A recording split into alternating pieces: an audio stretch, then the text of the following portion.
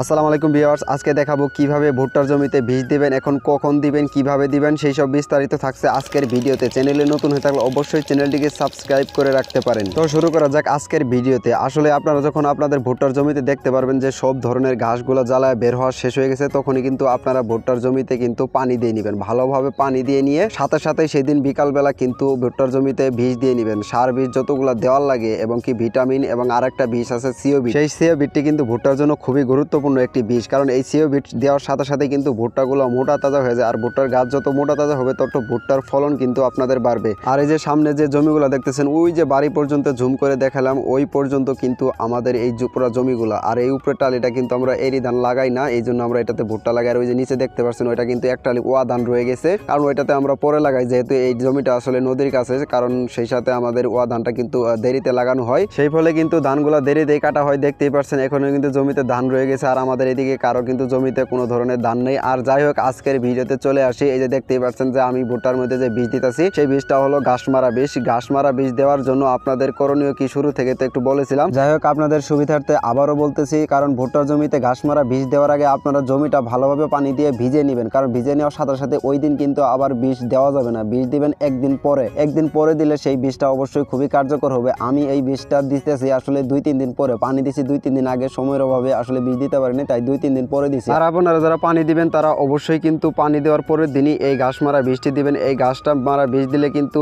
একটা ঘাসও থাকে না, সব ধরনের ঘাস মারা যায়। এই বীজটির নাম এই যে আপনাদেরকে স্ক্রিনে কিন্তু দেখাইলাম যে ক্যালারিস। এই ক্যালারিস কিন্তু আপনারা বীজটি দিবেন। আসলে এই ক্যালারিস বীজটা কিন্তু খুবই গুরুত্বপূর্ণ ভুট্টার জন্য।